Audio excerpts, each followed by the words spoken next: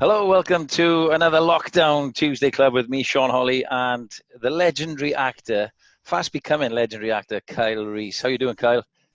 Yeah, good, mate, good. Getting bored now, so I started ripping the house apart and tiling my kitchen floor.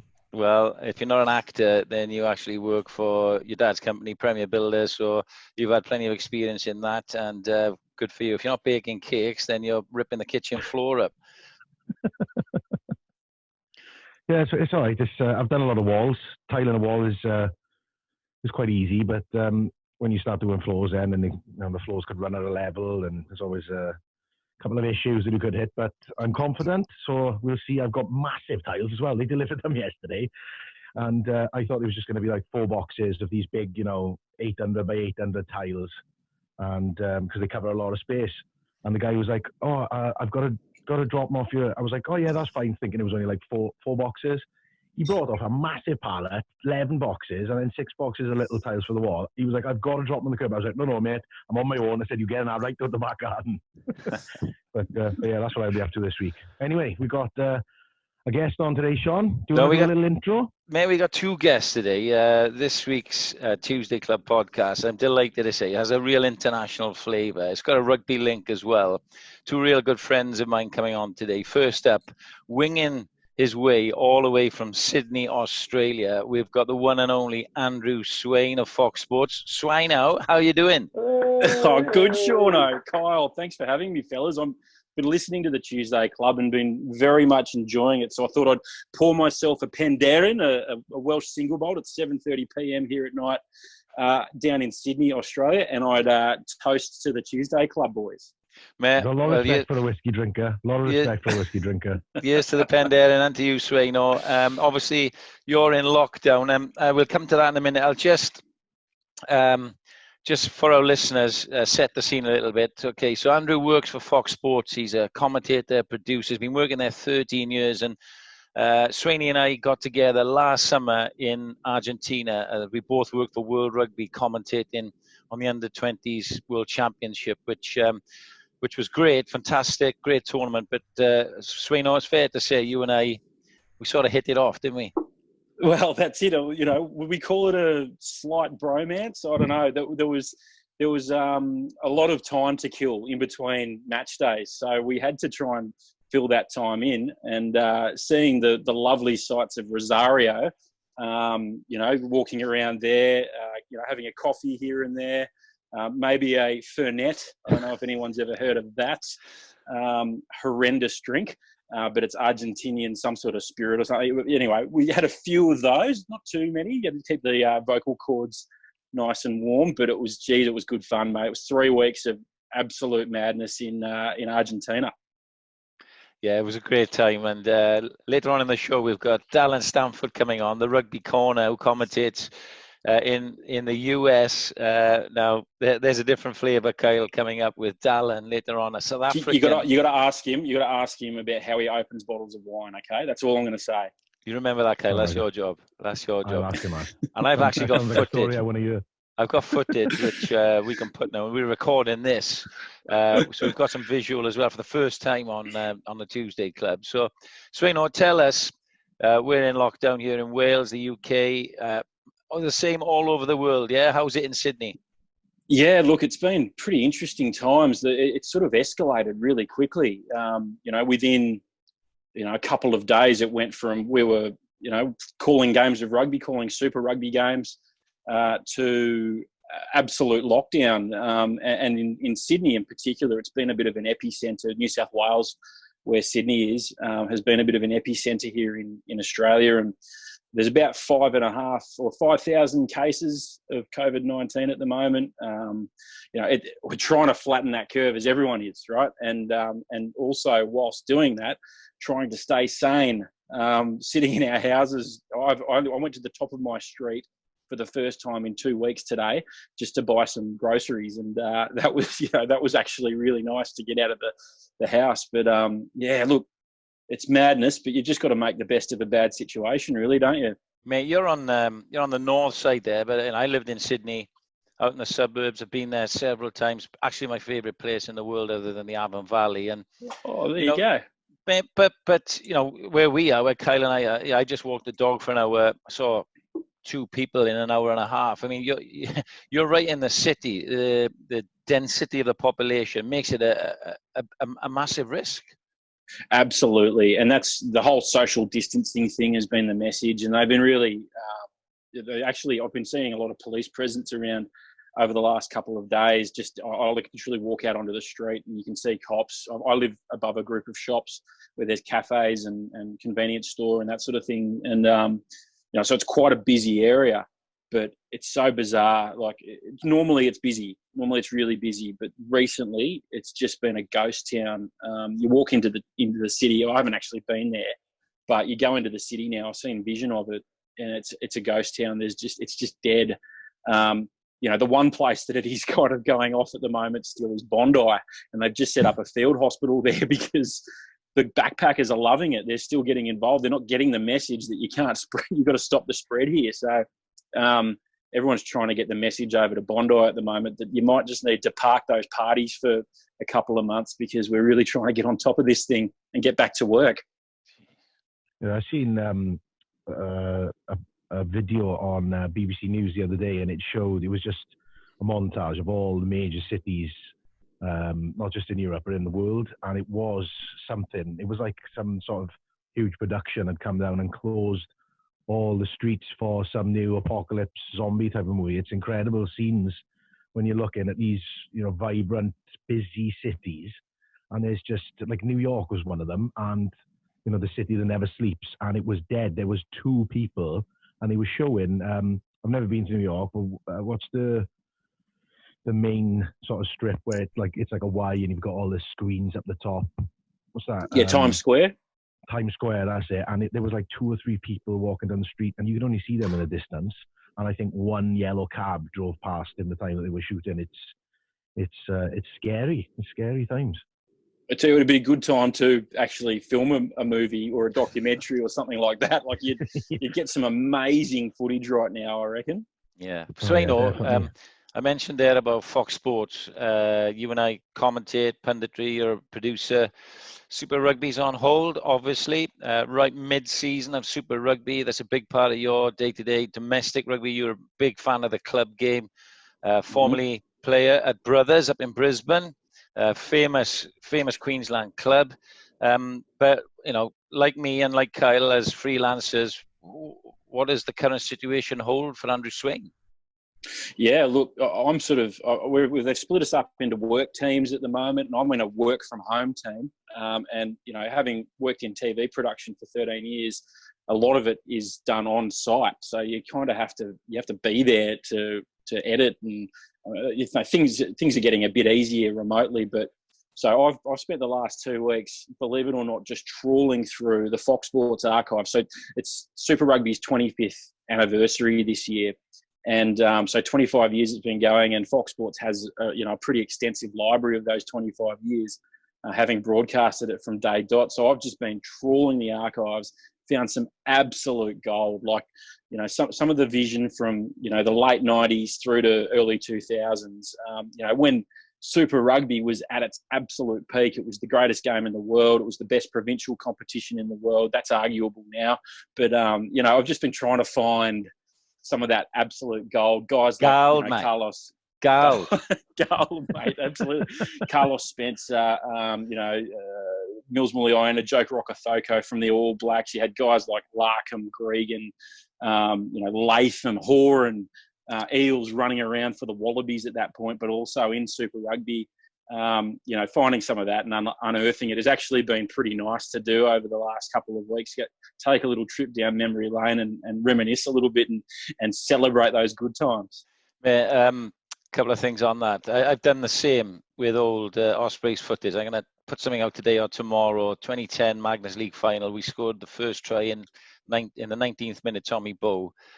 But I recollected something that we had a very simple back play that we were going to run from whichever side of the field the lineup materialized. And we were going to run it whatever to see how Sexton, Gordon Darcy and Brian O'Driscoll would react. And then we'd feed back to each other, coaches off the field, onto the field, and then players on it to see And then the next opportunity we got in a similar position, whichever side of the field, we'd run it again and pick the option.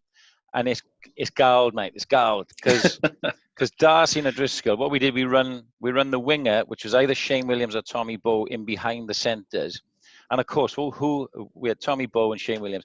Who did Darcy and O'Driscoll have an eye on? Who did they jump out of the line at? Well, it was Tommy or Shane. Well, unfortunately for Shane, the first play was on the left-hand side of the field.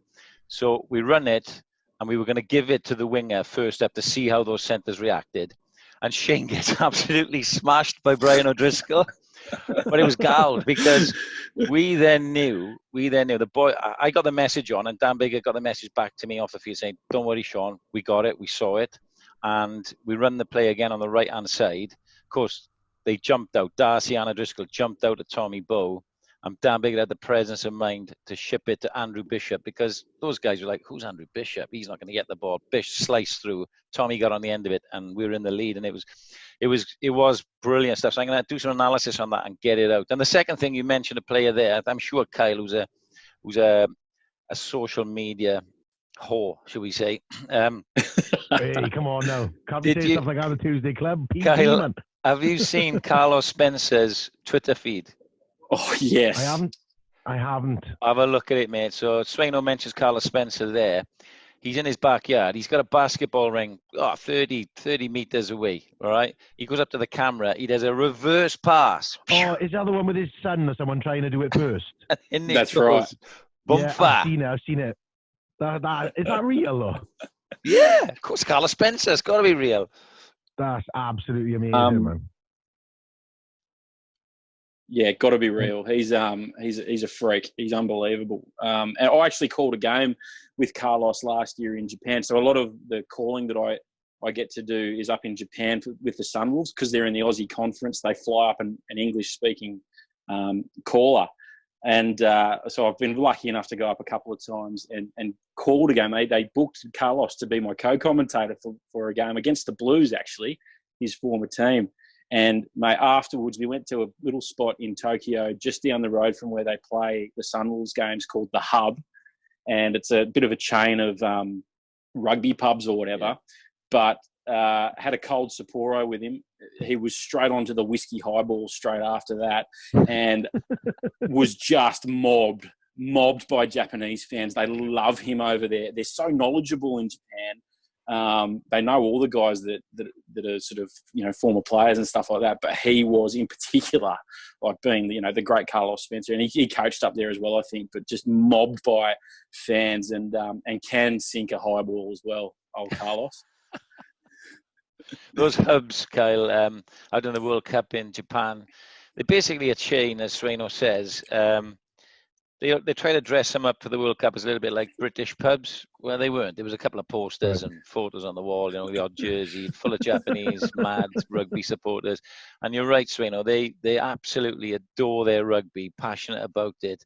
It's a bit expensive, the beer, those Sapporos for us Brits out there.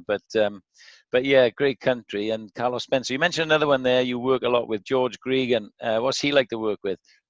Yeah, well, the last trip that I got to do up there was to Fukuoka for round 1 of Super Rugby against the Rebels. The Rebels played the Sunwolves, and George came up with me. And again, he's a god. He was one of the pioneers of guys from Australia and around the world playing in that Japan, the professional, the top league up there. So he's got a real soft spot for Suntory, loves it up. He played for Suntory. They love him.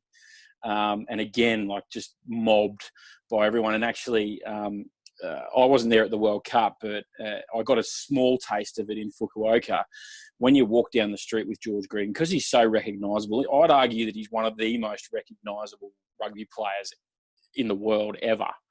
He's got such a unique look, and I love him, and he was so such a 156 tests or whatever. So, but yeah, he just gets mobbed. He walks down the street, and people just follow him. He's like the Pied Piper in the streets of Fukuoka. We went for a little cheeky little ramen just to get away from the crowds, and he wanted to go to this particular place because in this restaurant, they've actually got individual booths that you sit in and have a ramen, and you can just put the walls up and you don't get bothered by other people. So that's the reason he wanted to go to that place, so that he, and he loves it. He's so polite with his fans and all that sort of stuff. But the reason he wanted to go there was so that he could just have a moment of solitude, enjoy his ramen. Now, Kyle, you and Swain got something in common. Just noticed on this video, actually. I remember I told you on the podcast a couple of weeks ago, Kyle, that the hair is going to get out of hand. Look at it. Yeah. It's starting to get to that sort of Hasselhoff stage now. I'll then go to the Morton Harket. That's a bit rich, Hasselhoff. I was just going to say that. You're a very modest man, John. Yeah, he's just got a lovely wife, isn't he? So just to give you a bit of an update, so far, I think we're 11 episodes in now, he's compared himself to Hugh Jackman, David Hasselhoff. Who was the other one? Did you say Bradley Cooper as well? Yeah, Bradley Cooper. Okay. Morton Harket. Yeah, man. I don't like that. It's James Corden. Carpool karaoke. Well, talking of karaoke, that's what you got in common, Kyle. Kyle's got a great voice. He's a talented man. He's at his piano there now. He's got a beautiful voice. He plays the guitar, plays the piano, self-taught. And Kyle Swaino, I discovered in Argentina, likes a tune, mate. Go on. Love it. Well, no, I can't sing now. To tell you what I am doing right now. I knew this was coming, so look what I've got. Sean, I'll get the guitar. Get the guitar. What's your go-to if you want to say you're out now? Say like you're with Sean, you're with a couple of top rugby players. You had a good day, and you go to a karaoke bar. It's 2 a.m. and you think, right, okay, I need to impress now. So what's your song that you go to and go, right, I know I can nail it. I'm gonna nail it, and everyone's just like, this is a setup. This is a setup because Sean knows exactly what I'm going to say. I haven't set it up. What I'm gonna... So it's "Don't Look Back in Anger" by Oasis. That's the go-to. That's the go-to. I know that. Keep going. Give us a little rendition. I know that Sean. We sang it a couple of times, and a quick story. He's got his guitar. Oh, he's got his as well. Look. He's got his as well. I wouldn't say I've got the best voice. But I sing it with enthusiasm. And normally you try and just get the crowd involved. That's the big thing. Get them singing the chorus and away you go. That's my favourite thing about karaoke. I love karaoke. Karaoke is. I'm the type of person I don't. Oh, here he goes. Go on then. what are we playing? Come on, Sveno. Slip inside the eye of your mind. I can't go that high. The kids are asleep. I'll tell you what I am doing though, and Shauno, you'll appreciate this. During the isolation, I don't actually own any musical instruments, but the only musical instrument that I have in the house, and it's because it's my 4-year-old son's, is the recorder. You know, the old recorder. Yeah. And I'm learning to play Africa by Toto on the recorder. That's what I'm going to try and do. That's what I'm going to try and do in this time. Have you started?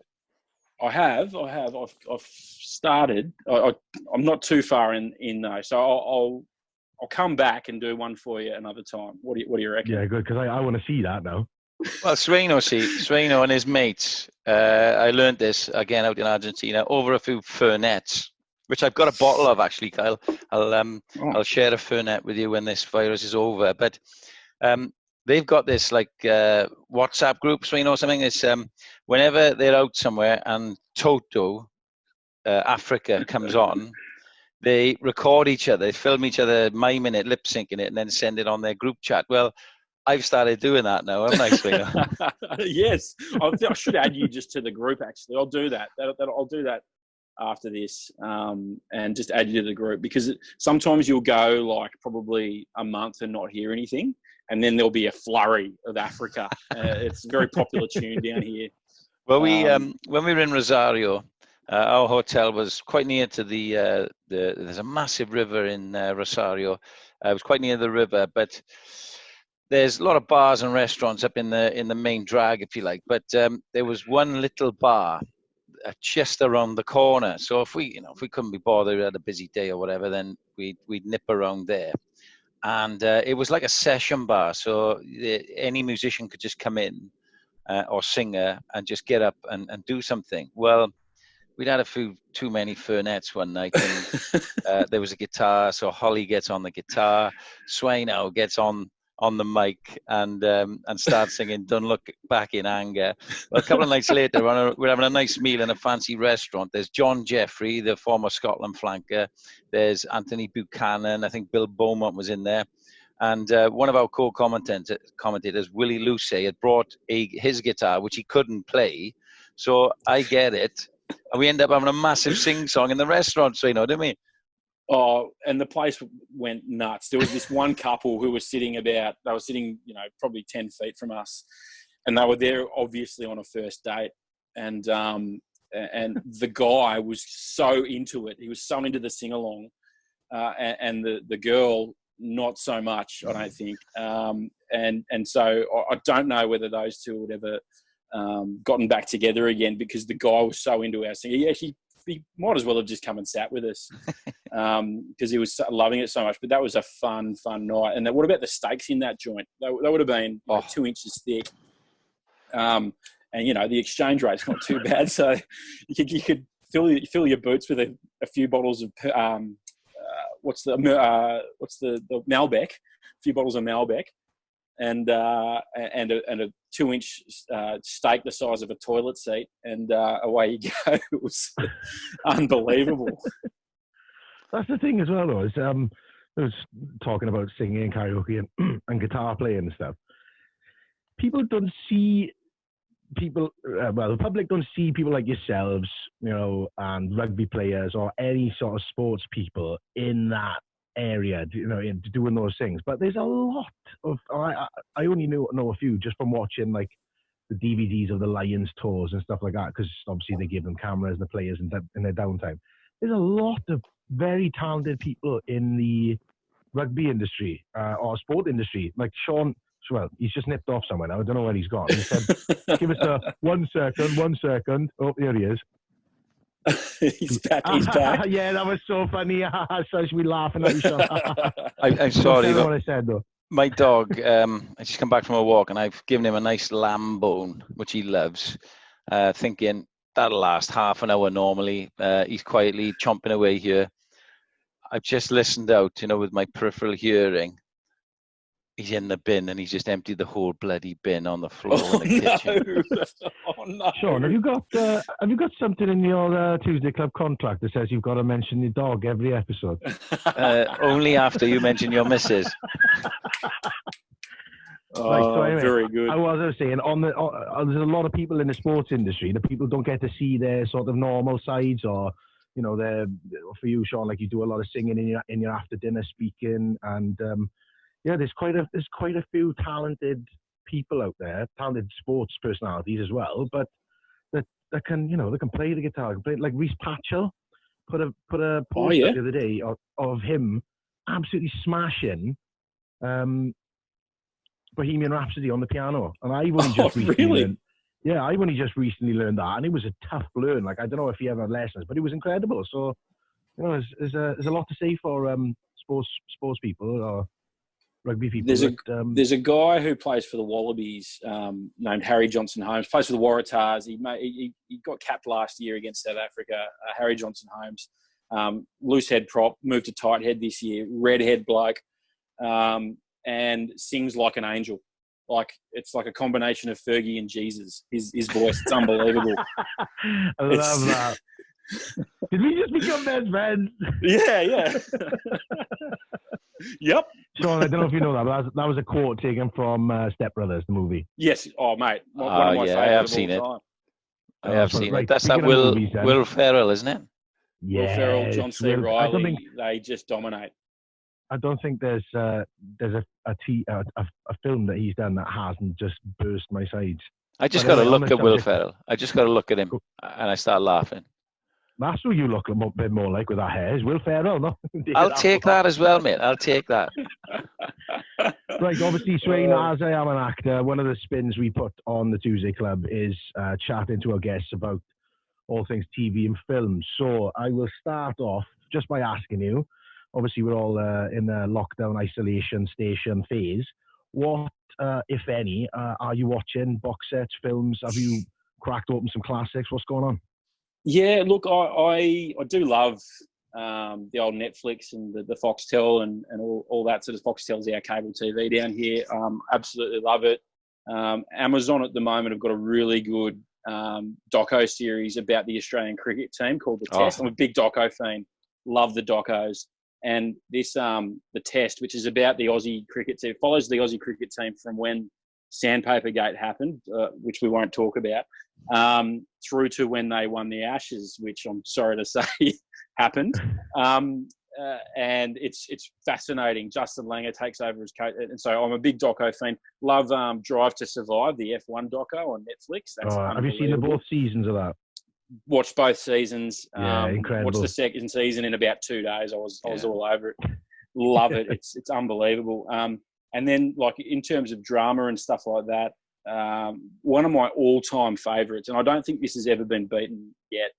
It's a bit older, but Breaking Bad is one of my all-time favourite series.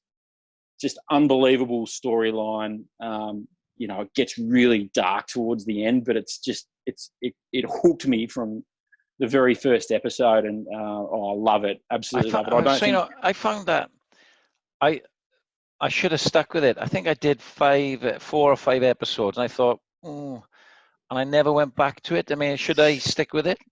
Oh, that's what I was just going to ask him there. Did you find, that it was, a lot of people have said, like Sean said, that the first 2 or 3 episodes were a bit slow, a bit like what's going on here, but I'll let you answer Sean's question there.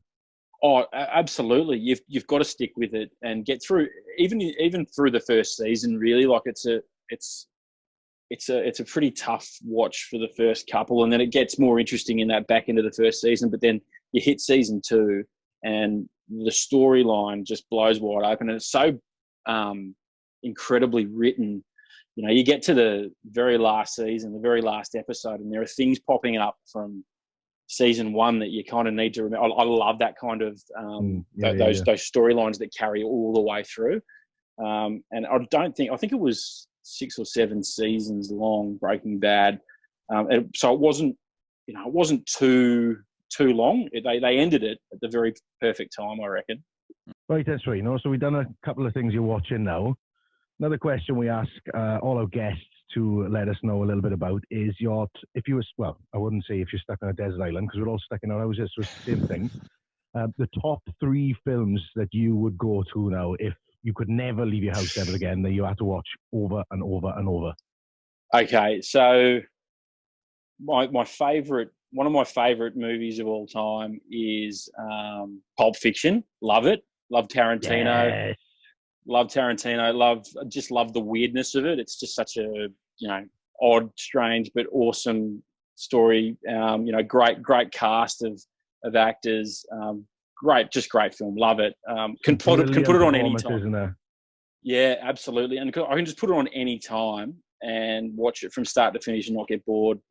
Now I've got a couple of like trilogies. So Back to the Future. So Back to the Future trilogy, love it. The first one's really the best, but love the Back to the Future trilogy. Again, because it's got kind of some of those weird storylines that are kind of linear. You can, it's really well written, and also really just on the one where they went back to the westerns though with the train. I wasn't. Back to the Future 3. Yeah, no. I think that wasn't the best. But anyway, jump the shark a bit there. Not mine. And then the Star Wars. I'm a bit of a sci-fi fan. Love sci-fi. Love Star Wars. The original Star Wars trilogy is just some of the best cinema of all time. Didn't mind the new ones, like not the prequels, but the new ones. Didn't mind them. They were Disney kind of fun. Probably more meant for the kids, but like I've actually got a Welsh mate, Knockout, who I've spoken a bit about with Sean before. Knockout, yeah, get out. And he and I go to like the midnight screenings of Star Wars as like full-on nerds. So are you a big Star Wars buff then? Love it. Love Star Wars. This might be a good time, right? I was just thinking. I think we're on the same thing here, man. If you could bang it out. If you've got a bit of time, then you're not doing much else, mate. But we toyed with this idea of doing like a rugby 15 from particular films or trilogies or box sets or whatever. And I'm scrolling down our Tuesday Club WhatsApp group here because I put a Star Wars, well, Kyle and I put a Star Wars 15 together. And you can help us with this. As a Star Wars nerd, then I can't actually find it now, but I reckon as my dog. If he's a Star Wars buff, I reckon he'll be able to bang a 15 out off the top of his nut. 15, oh, okay. Come on, fullback. All right, fullback. I'm going to go Luke Skywalker for fullback. Yep. He's got a bit of a well-rounded game. He can kick, he can pass, he can use the Force really well. It was a bit dodgy early on in his career, but towards the back end became a real master and a must-pick player in that 15, I reckon. Okay, well, I found it. So I went Ben Kenobi. Okay, yeah. For the sort of a Lee Halfpenny sort of stuff, because I went Luke Skywalker as my open side. Oh, right, okay, yeah, okay, gotcha. That's anyway, not bad that's good. As we struggled on the wing, so who do your wingers be? Darth Maul, I said, 14. Yeah, you did. Darth Maul's a good one. A good one. What about that? What about Wedge Antilles, who's he's one of the X-wing pilots. He's quick in the X-wing. This is Nerdville. Hard to shoot down. There you go. That is Nerdville. Okay, good. I went Princess Leia on one wing, sort of a Shane Williams type. You won't like me saying that, but centers very important. I know I'm an inside center. You're going to like this as a Star Wars nerd. I went Boba Fett. Yeah, that's good. That's good. He's got again. He can distribute, but he can run a crash ball as well. Scott Kidd's type. Although he's a bit prone to being knocked down pretty quickly. If you don't remember, he got knocked into the Sarlacc pit in Return of the Jedi pretty easily. So that's probably a weakness in his game he needs to work on. This is gold, mate. This is gold. What would you put next to him? Mandalorian next to him? Keep it same? Yeah, okay. Yeah, Mandalorian. Yeah, good. They know each other really well. Almost like a good headgear too. It's like a Samoan midfield, isn't it? It's very robust. Yeah. Okay, 10's crucial here. I mean, do you want to know who I went? Who'd you go? I went Han Solo. Yeah. Bit Maverick? Like that. Yeah, that's right. Bit Maverick, but also, and he's got a good bit of sleight of hand. He knows how to fool you. Fool me once. Now you see me, now you don't. Kind of a bit of Carlos Spencer-esque kind of play. Yeah. With Han Solo. 9's going to be interested. Who would your 9 be then, Sweeney? I was going to go Yoda. Yeah, I've gone Yoda. There's the proof. I've gone Yoda. There it is. Have we both just picked that because he's the smallest on the pitch, or? Pretty much. Do things, mate. You can do things. He can do things. Yeah, absolutely. He's got the pass of Aaron Smith, but the smarts of Antoine Dupont. Yeah, I reckon. So front row. We'll start with tight dead. I mean, we've got to get this. Has got to be an obvious one. Tight dead. Jabba the Hutt. He's Jabba the Hutt. Yeah. It's got to be Jabba the Hutt. Another person that I've been linked with. Oh, come on! You played tight dead. Come on, that was it. Oh, mate. Loose head. Difficult one. What about one of the Jabba's guards? So, those big fat pig looking things? Yeah. Yeah, Jabba's guard. I reckon he'd be one of those pig things would be all right. Not that you need to look like a big fat pig to play loose head. Let's put a caveat in there. No, a lot of them are quite good looking, I reckon. I've gone for a real solid hooker. Clues in the... Who do you go for? Hooker. Need to be able to throw. Bit of strength. What about R2-D2? I've gone R2-D2. I can't believe it. I told you this was a bromance, Kyle, right? We're just on the same wavelength, me and Swaino. R2-D2. Using the Force here. Using the Force. Absolutely, mate. Now, we've got a fair few selections for locks. I think our big number 5 There's has one to be... obvious one. It has to be Chewbacca, doesn't it? Chewbacca, yeah.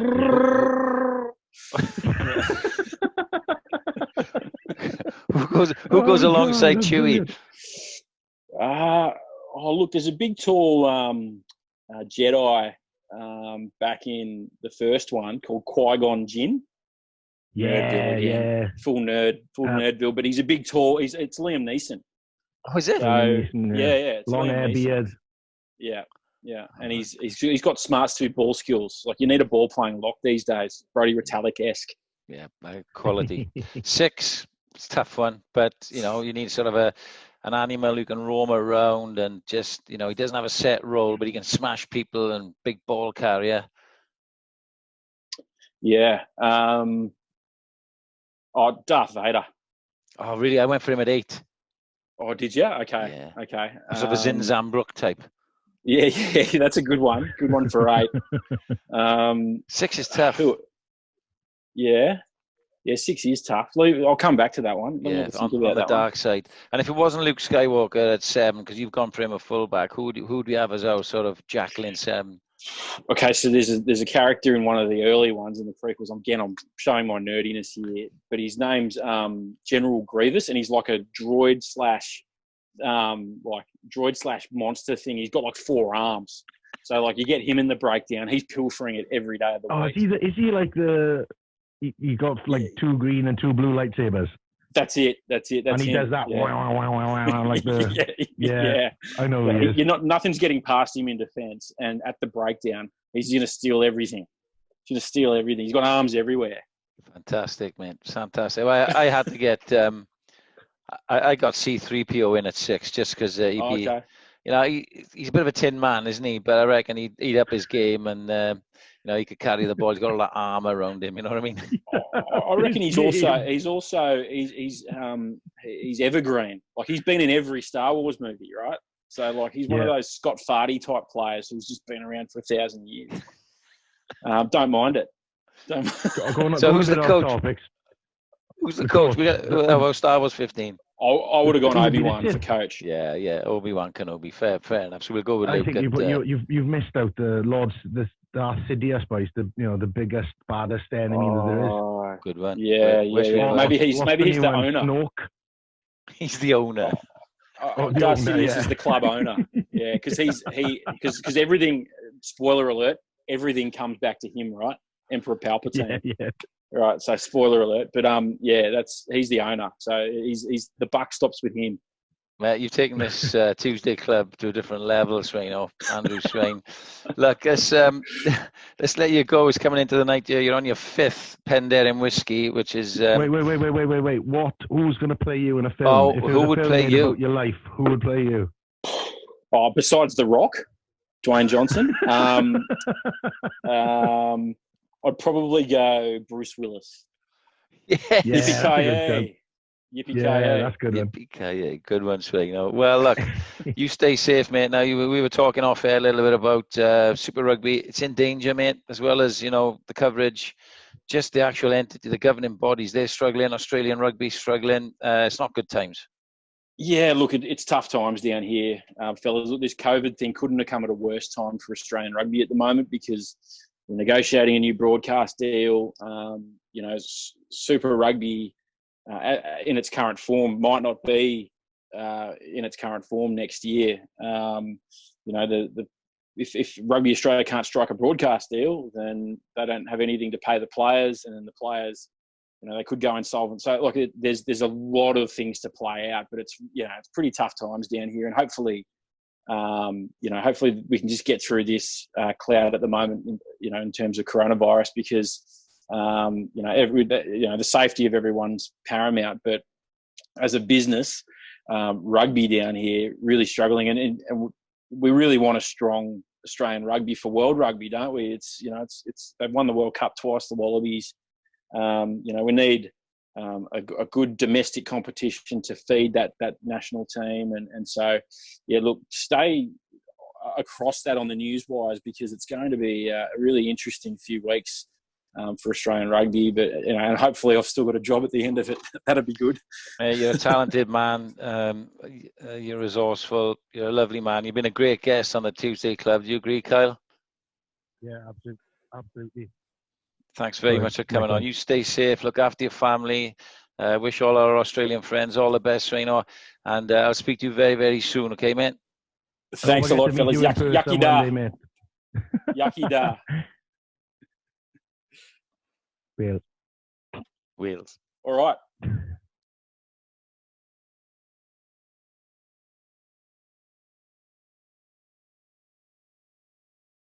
Well, I'm delighted to say now on the Tuesday Club, this is the Commentators one, because I'm a commentator now, Kyle. I got friends all over the world in the commentating stakes. We've got a special one, the ultimate Zulu warrior, the champion himself, is Mr. Dallen Stanford, all the way from Hollywood, US of A. Dallen, thanks for joining the Tuesday Club. Thank you very much, you two stars, the holster, as I like to call you, your nickname. Sean, thanks for having me. Kyle, pleasure to meet you. You're a Hollywood star, so it's an absolute honor and a privilege. And I'm not doing much at the moment, let's be fair. I gotta say that we had Andrew Swain out, and he was galled, mate. He was galled. He did a lot of good stuff. And the reason we wanted to get the both of you on, and possibly KT in the future, is that we were saying to Swainy that we'd work together in Argentina on the 20s World Cup. You work for World Rugby. You're out commentating on the US stuff, the sevens, the Major League. There's big news out there, so it's great having you on. Listen, firstly, what's it like out there? How are you doing? Are you safe? Yes, all good. So my wife and I went to the Vancouver Sevens. We did that one at the beginning of March, and that's kind of when things started to, become aware in the media. And we were a little bit nervous. My wife goes on the more extreme side. So when I was going to the stadium on both days, she's like, you can't high five anybody. You barely can give anybody a fist pump. Just say hello. Because, normally you want to hug people and say hello and that sort of stuff. But it was actually, we were so busy that we literally went up to the commentary booth, did all the games, and then came back to the hotel. So we didn't really get to see anybody. And the other commentators like Sean Maloney and Carlton were all making fun of me because I was taking it fairly seriously. Now, again, it's not a situation you want to be like, hey, guys, I told you so, because it's so serious. But at the same time, we wore our masks on the plane. And then when we got back to LA, we isolate ourselves, from everybody else. And that's when the news started to spread and Trump got a bit more serious about it. So we've been all good, but obviously cooped in as well. Well, speaking of Trump, how is it being in a country that's being run by what the rest of the world don't really see as a world leader? How's the country reacting to some of the things he's saying, and what's it like in Hollywood right now? Yeah, it's a difficult time, obviously, for what's going on. It doesn't help having somebody that dismissed the idea of the virus, called it a hoax. Some folks in politics have made a couple of nice a couple of clips that just played what he said during different stages of the virus. You can't make this up. I mean, it's crazy. It's interesting. We obviously hoped that there wouldn't be a world war while he was in charge, but now this technically is our war, right? Our medical war. And so I'm really glad that he has changed his tune and he's been way more serious about it, which is really helpful. But it's a scary place to be with what he says. But saying that, the positive side, there are some governors and mayors of different states that have really stood up and led their states. And I think that's the important thing, where other countries, your president or prime minister says something, everyone does it. Here, each state has a different regulation. And so we're with Mayor Garcetti here in LA, has been, really handling the virus well, as could be, and the same in New York with Kuma. Well, fantastic insight, mate. Now, you like me, we're freelance. We work on the rugby. We survive by commentating, punditry, interviewing, reporting, and all of a sudden now that's come to a halt. All of sport has come to a halt. And we've had the news that the US Eagles, US Rugby, have taken the option to, I think it's, what is it? Sanction 11 or Law Code 11 of bankruptcy, is that it?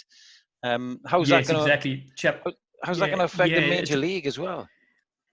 So I suppose one of the good things is that Major League Rugby is independent of USA Rugby. And so, well, let's first go back. USA Rugby, my time here for the past 16, 17 years, they've always been in a tricky situation where they've been under-resourced and understaffed, and they try to deliver to a country that is so large and diverse and spread out. And you can't even sometimes, when you have your one season, it doesn't work for the East Coast and the West Coast weather-wise sometimes. So it's just that it is very complicated. A lot of people don't understand that. Now, saying that, there have been some poor decisions made over the years. A couple of them, one actually was the Wales-South Africa test match that came out a few years back. I actually was on the commentating that game, but they lost a lot of money there. They promised the teams a bit more than they should have. And the same thing happened with the Sevens World Cup. The expenses were too high for that. So those two things led to a bit of debt, borrowing money from World Rugby. And then also they sold the rights to all their test matches and rugby games to an online company called Flow Rugby. So all that has just led to a bit of a shambles. And now finally the bankruptcy hits. The tricky part is that the writing's been on the wall for a long time. And so this was coming. It wasn't anything to do with COVID-19.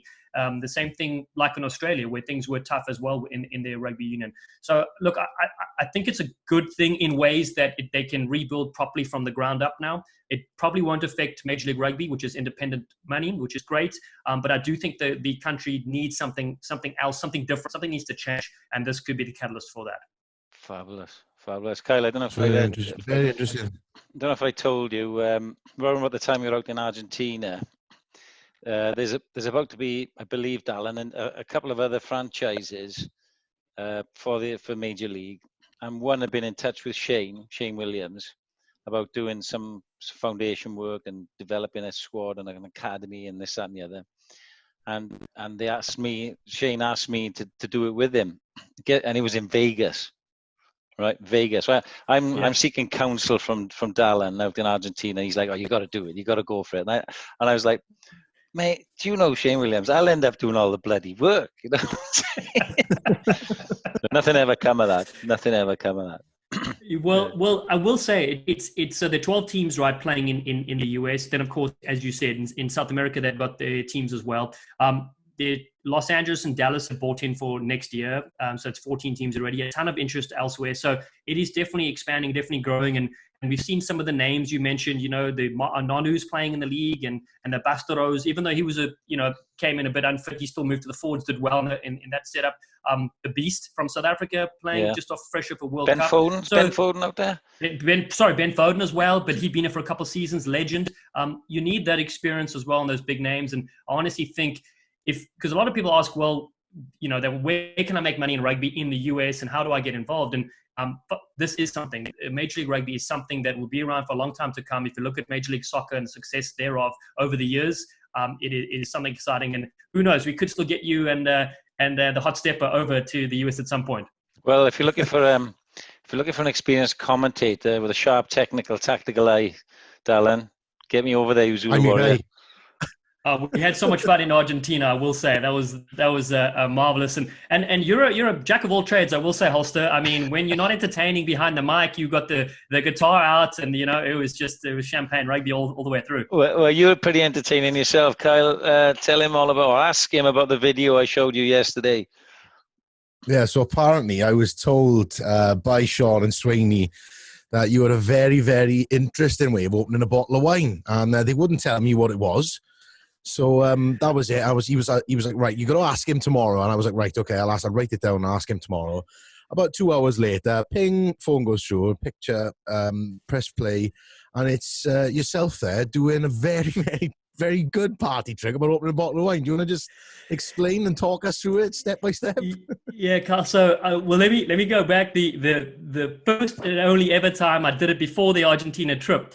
Random story. So I was working in youth development here in California with mainly inner city kids doing flag rugby with the young boys and girls. And the New Zealand consulate teamed up with Frank Bunce and Walter Little, who were two centers. Me growing up in South Africa, I played center when I was a bit younger. And they were, outside of South African players, they were the biggest names ever. So there I am in Hawaii doing a youth development program for the kids there with Walter Little and Frank Bunce. So, you know, I'm in awe and this is amazing with them. Introduced Frank to this beautiful future wife of his, and at their wedding, my wife and I get invited. So this is like 3 years later. My wife and I'm like, oh my God, honey, I just got an invite to Frank Bunce's wedding. I'm freaking out. So she's like, so great, Buncey and the fat guy. I'm like, you mean Walter Little? Yeah. So brilliant. So go to Hawaii. We arrive at the wedding. Before the wedding, there's like a get together on the beach and everybody's there. And so we arrive there. The first thing Frank comes up to me and says, Dallen, you got to help me. Anything. What do you need, Frank? He goes, I have 2 cases of wine. The drinks have run out and I have no opener. And so I'm like, okay, no problem. So now in that moment, I know I've got to be cool, calm, and collected. I've just got to put my worth in here. This is the Zulu Warrior finally striking it right at his wedding. I've never done this before. And so I go, grab someone's shoe. And he goes, what? I go, get someone's shoe. And he goes, no, I need to open the wine. I go, yes, get someone's shoe. Goes, gets like tennis shoe of some guy. I go, cool, bring the box of wine. We go across to the small little building down the one side. And I go, okay, cool, this is what we're going to do. Put the wine into the shoe. It cushions the wine bottle from breaking. And we're going to smash it against the wall. And he just shook his head and he didn't know what was going on. So I did that 3 or 4 times, and you could see the cork starting to come out. And then Frank nods and goes, okay. He pushes me aside, and he just one hit. He knocks it out. And so that was the story, how it started. And then he did the rest of the cases. So I actually never really finished popping it out. So when this happened in Argentina, I was confident it worked. I just wasn't sure how long it would take. It's all on videotape, mate. You executed it superbly. The only issue with it... He did a marvellous job. The only issue with it, Kyle, I don't know if you look back, right, and Dallen's massive on this, he was so thrilled that he knocked the cork out that he took a swig of it like that.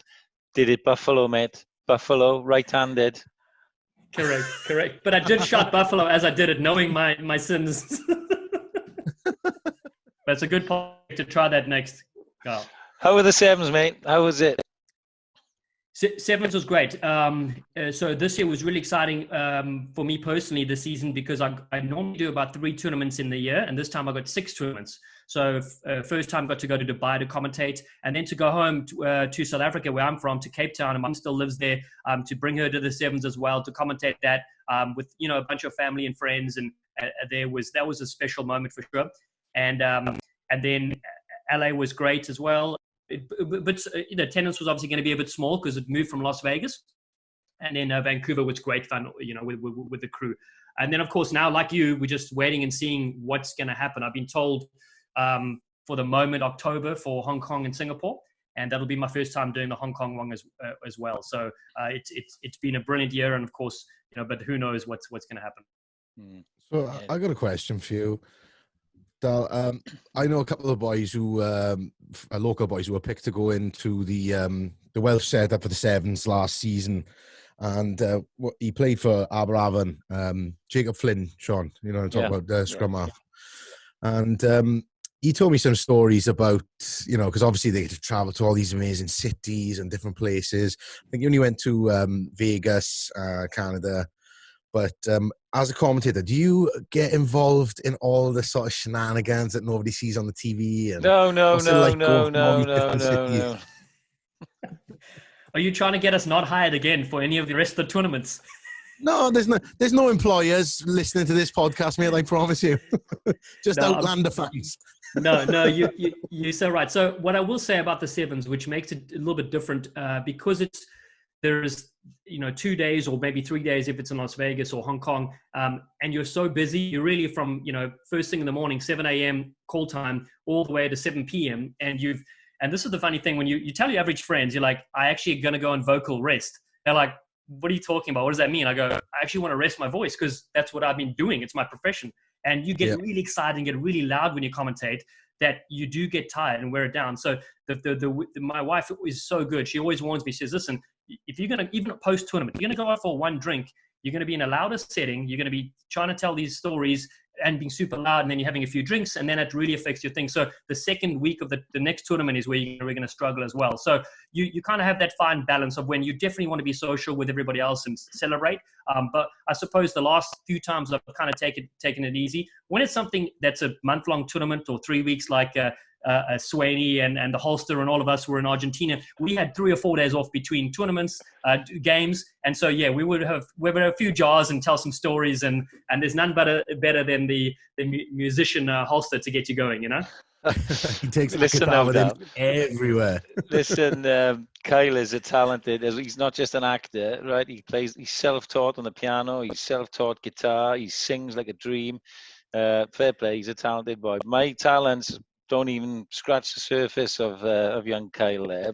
I was telling Kyle also, mate, that having worked with you for the first time in Argentina, some of your one-liners commentating, because Kyle, Dallen would be first voice and I would be co-commentator, second voice, so he has to do more talking. I do summarizing of things that have just happened. He called it as it is, but he comes up with some perlers, as they happen.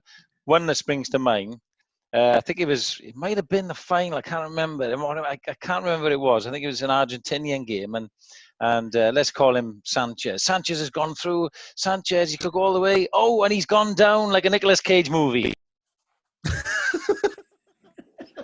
And I'm looking at him, how do I follow that? Gone down like a Nicolas Cage movie. Where'd you get that from? Anything from 2005 on, though. He was all right. He was back in the day, but that's a perler. Well, Carl, the thing is, so you guys are, I mean, you're in the industry, so you know everything. So for me, I try to find a couple of humorous lines here and there. Some of them are, pre-thought about, and they could be if you're driving in the car and you're listening to the radio or music or watching a movie. So I do have a couple in stock, and I used a couple in Japan for the Rugby World Cup, and a similar reaction because when you're commentating with somebody, you have obviously no idea what they're going to say, and so you just kind of go with it. But I do think there is space and time for a little bit of humor here and there. Some of the people I've worked for said, we don't want to hear like 10 one-liners and a thing. I'm like, totally understand. So we keep it here and there, So, save them up. Yeah. Exactly, some of it are funny like that. So, I remember I was commentating with Swain now, and I called him Swainy once, and they don't like that either. So you just got to be careful on protocol. But there's one last season, Dal, you like this, and how things come into your mind, opportunist moments. I was doing Leinster and Ospreys in Dublin, and they were smashing the Ospreys, and they were on fire. And then two guys came off the bench. They were brothers. They were Ed Byrne, and I think it was Ross Byrne, right? And there was a great flowing movement. And Ed Byrne tipped past it to Ross Byrne, who dived over, right? It was a great bit of play. And I've gone, oh, Byrne, baby, Byrne. And the commentator just looked at me as if to say, really? See, now that's what people don't understand. So you get the ones you can, kind of prepare. Like, let's say, Rees is going to score a try eventually in the game, or at some point in the season, you've got a line that you're ready for that. But other ones like that you can't predict and they come up in the spur of the moment, those are actually way better because they're just used off the cuff and you've gone with it. I love it. Brilliant. I still can't get over that Nicolas Cage line. It's absolutely my favorite one is again, it's also based on movies, so you probably like this, Kyle. So it was Samoa were playing Japan, and it was Rugby World Cup. They needed to get 4 tries to get maximum points out of that game to continue their advancing in the tournament. And they'd scored 3 tries. It was 81 minutes was gone on the clock. So Samoa had possession, scrum down near their own try line, and you'd probably think they're going to kick it out, game over. It was obviously packed, 40,000 Japanese fans going wild. Finally, somehow, the scrum gets turned over. Japan get the ball. They score in the corner. So everyone's going absolutely berserk. But it was the perfect time for me to bring out one what I've been saving for a long time. And so it was Matsushima. He's so scary. Freddy Krueger has nightmares about him.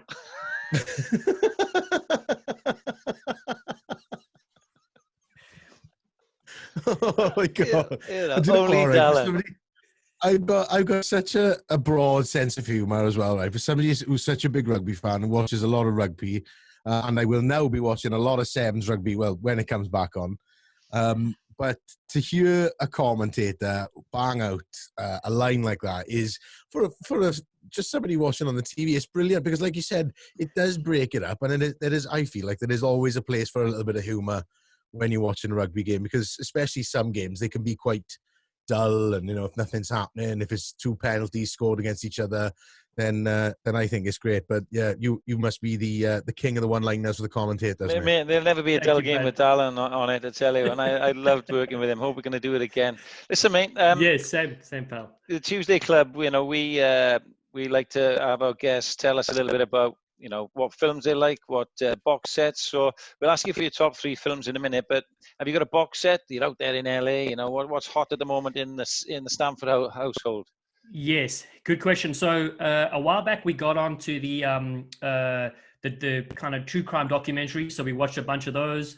So long ago, The Jinx, that got us onto that kind of genre, and then The Staircase. And what I love about those kind of ones are that in one episode you're like, okay, this person did it, they've definitely murdered somebody, and the next episode like completely wasn't them, it was the neighbor, so you go back and forth. And so the whole time we're talking non-stop. You think I'm bad as a normal bad, as in like I speak a lot when I commentate. Well, my wife and I are just going and hammer and tong, so they should be filming us instead, But the Tiger King was one that's very popular these days. So that was the just Tiger King. Finally, somebody's mentioning it. Yeah, out of this world. What is going on? I mean, crazy, unbelievable. And Carl, to think that's so. I've been living in the States. I had no idea. I knew there was some, in Florida, there was some things going on with, some illegal wildlife and stuff like that. But I did not think it was going to be like that. And the way they put it together though was brilliant. I will say, Tiger King. I mean, they had probably a ton of footage to edit it all together to tell a proper, succinct story. That was a challenge in itself because those characters are absolutely mental. And then to lighten it up, the other one we got back into it was 30 Rock with Alec Baldwin. And so just to lighten the mood a bit with Tina Fey as well. There's so much talk about the virus. We just sometimes need to switch off and before we go to bed, just smash out a few of those episodes. So those are a couple of box sets that we've enjoyed recently. Brilliant. I watched Tiger King. Episodes of 30 Rock, Sean. You have to watch it. What's it called? Alec Baldwin, 30 Rock. I'm writing these down. Over here, it gets played a lot on, it used to get played a lot on Comedy Central over here in the UK, but you can probably find it anywhere online and stream it somewhere, legally, obviously. But a lot of people, especially someone I don't want to say of your age, like I'm offending you, but you are a bit older than me. But Alec Baldwin would have been more known for doing a lot of serious movies and that sort of thing, but he's comedy gold, mate. Comedy gold. He's brilliant. Yeah. And Holster, what I will say is, so the premise is that it's Tina Fey from Saturday Night Live. So it's based on the Saturday Night Live characters and people. And Carl's 100% right. Alec Baldwin. When you watch behind the scenes, the rest of the actors are like, I can't believe Alec Baldwin's doing this. Like, why would he be doing it? And he is so funny. The way he chirps the lines and goes through it. Yeah, so you've got to check it out. The good thing is that there's like, 8 or 9 seasons of it. So it'll keep you busy during this time. Good. I'll have a little look at that. Great. Okay, yeah, I watched Tiger King with my son, actually, my eldest son, and we just got right into it. Episode 1. The guy had 277 massive wild cats, and apart from all the other things, wasn't he bonkers? Absolutely bonkers. I just want to, because we always talk about what our guests like to watch, we never actually get into talking about them. So because we've all watched Tiger King, what's your theories then? Did Carol Baskin kill her husband and feed into the tigers? 100%. And do you know why I think she did? Because you know the part where he was in the cage, it was all coming down on him, and then the tiger was dragging him in, or the lioness was dragging him in, and the other 2 tigers are coming round. Yeah. And he's like, they poured perfume on my shoes or whatever it is, and then everybody knows he put perfume on my shoes, and then they'll attack. And she's like, they go and interview Carol Baskin, and she's like, oh no, everybody, if you want a tiger to eat someone, you just cover them in sardine oil. And I'm like, that's what she did. What? You are spot on. You're spot on. Exactly. How do you know that? How do you know? So hang on. So that actually So before that even happened, you're right. Everything was pointing towards her, and the fact that she's just out of this whole thing has just tripled her following, made millions off it type thing, and no one's ever heard of the husband. Everyone carries on with it. So no, you're right. That was a definite give. I think a lot of people. In fact, there's some shirts as well being made. And a lot of comedy gold out of Carol Baskin.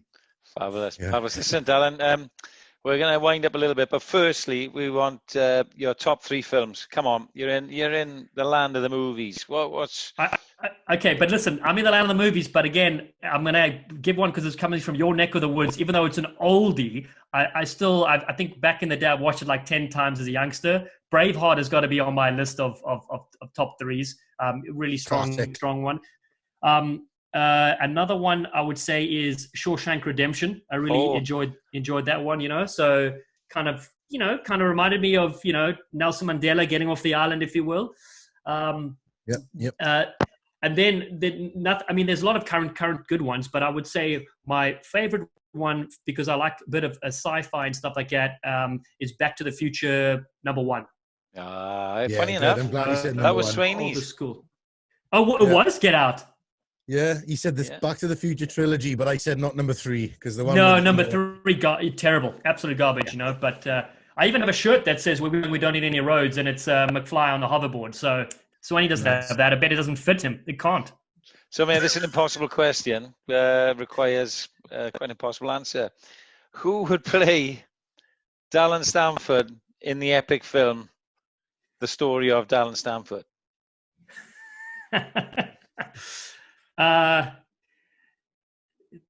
John Cleese. Actually, he'd do a good bloody job, I think. How tall are you, Dan? He's just one of my favorites of all time. I mean, the physical comedy. I mean, obviously, you know, in my mind, I would try to emulate him, but he's the greatest of all time. So yeah. Brilliant. Well, mate, thanks for giving up your time. It's early morning out there in the US. Sun shining behind you, looks fabulous. I hope you and your lovely missus stay safe. Get your hair cut pretty soon. Well, it's going to have to be a self-cut by the missus, so we'll see how we go, you know. But Carl and Sean, thanks for having me. You guys do a brilliant job on the cast, and when you're in Hollywood next, we'll see you there, Rees and Holster. Hope to see you on the next trip, my friend. Oh, that'll be great, mate. Take care. Stay safe, yeah. Cheers, pal. Cheers, guys.